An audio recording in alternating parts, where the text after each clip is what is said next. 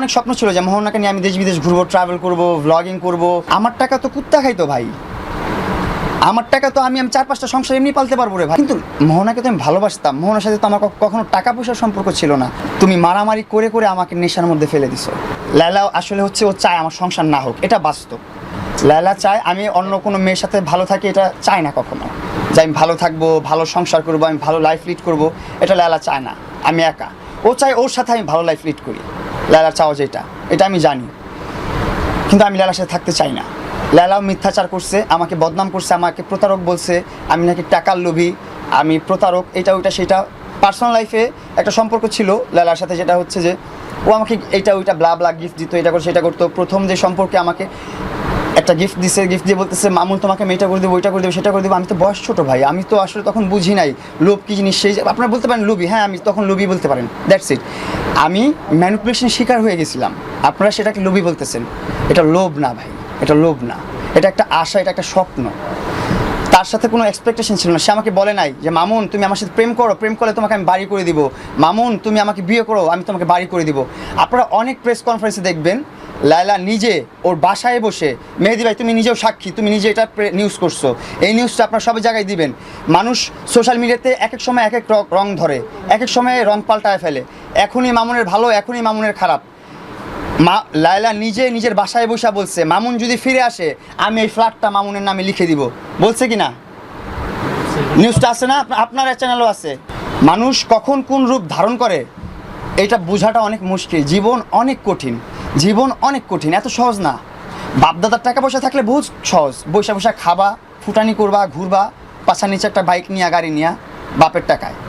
নিজের টাকায় ফুটানি করতে হলে অনেক কষ্ট করতে হয়, অনেক স্ট্রাগল করতে হয়। আমি যেই জায়গা থেকে স্ট্রাগল করে এখন পর্যন্ত আসছি, আমি যদি এই মনে করেন লায়লার সাবজেক্ট, লায়লার চ্যাপ্টার, মোহনার চ্যাপ্টার, এইসব চ্যাপ্টারের মধ্যে না ঢুকতাম, আমার টাকা তো কুত্তা খাইতো ভাই। আমার টাকা তো আমি 4-5টা সংসার এমনি পালতে পারবো রে ভাই। আমার ক্যাটাগরি যতগুলো কন্টেন্ট ক্রিয়েটার আছে বা আমার থেকে জুনিয়র যারা আছে, ওরাও 2-3 কোটি টাকার মালিক। আপনাদেরকে আমি নাম ধরে দেখাইতে পারবো, এই যে এই পোলা, এই পোলা, এই পোলা, এগুলো আমার জুনিয়র, এগুলো আমার ফ্যান ছিল একটা সময়, যেগুলো আমার ফ্যান ছিল ওইগুলো কোটি টাকার মালিক। আর আমি কোটি টাকার মালিক না, আমি কোটি টাকার মালিক না। আপনারা আমার ব্যাংক ব্যালেন্স দেখেন, জিরো আমার ব্যাংক ব্যালেন্স, একদম শূন্য। আমি নাকি টাকার লোভী, আমি নাকি মোহনার কাছ থেকেও 40-45 লাখ টাকা খাইছি। আমি আসলে এত কষ্ট পাইছি। লায়লা যা বলছে না বলছে এগুলো তো আমার I don't give a fucking shit. আমি ওই মহিলাকে নিয়ে কোনো কথা বলতে চাই না। লায়লা মতন ভালো থাকুক, সুস্থ থাকুক, আমি এটাই চাই। একটা সময় আমার জন্য ভালো করছে, আমার ভালো চাইছে, দ্যাটস ইট। দিন শেষ যখন আমাকে পায় নাই, তখন আক্ষেপে রাগে অনেক কিছু করছে, এটা আমি মাইনা নিছি যে ও রাগের মাথায় যা করতেছে করুক, পাগল ছাগল চিল্লাক। কিন্তু মোহনাকে তো আমি ভালোবাসতাম, মোহনার সাথে তো আমার কখনো টাকা পয়সার সম্পর্ক ছিল না। বলে নেশাগ্রস্ত, নেশা করে তো কখনো নেশার কারণে মারামারি হয় নাই।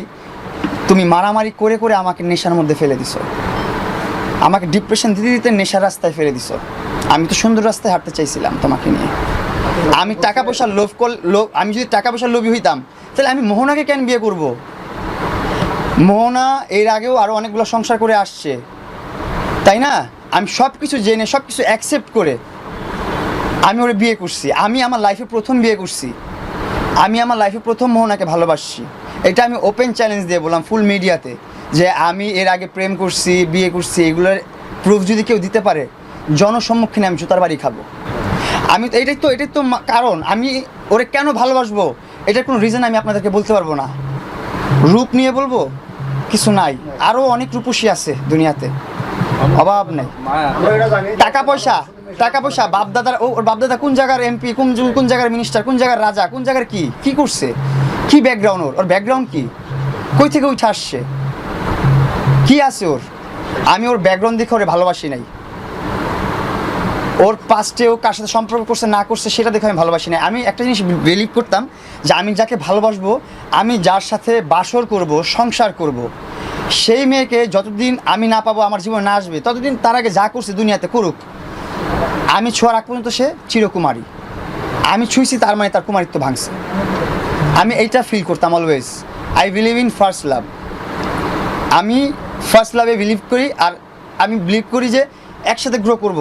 এটা আমি বিশ্বাস করি মনে প্রাণে যে একসাথে গ্রো করবো, এটা অনেক মজার একটা বিষয়। একসাথে কাজ করবো, একসাথে ঘুরবো ফিরবো, এটা ওইটা সেটা। এটা অনেক স্বপ্ন ছিল যে মোহনাকে নিয়ে আমি দেশ বিদেশ ঘুরবো, ট্রাভেল করব, ব্লগিং করব, সুন্দর সুন্দর ভিডিও করব, কিন্তু আসলে হয়ে ওঠে নাই। লাইফটা সংসারে অনেক সুন্দর সুন্দর পরিকল্পনা ছিল, করতে পারি নাই। আফসোসের বিষয়। আমি এসে কখনো আমি মোহনের বিষয় নিয়ে কথা বলতে চাই না। মোহনা ভালো থাকুক, সুস্থ থাকুক, আমি আর ওরে চাই না। আমি একা থাকতে চাই এখন, আমি আর ওর সাথে সংসার করতে চাই না এখন। আমার লাস্ট কথা এটা। কারণ দেশে দেশে সবার সাথে দ্য নিউজ।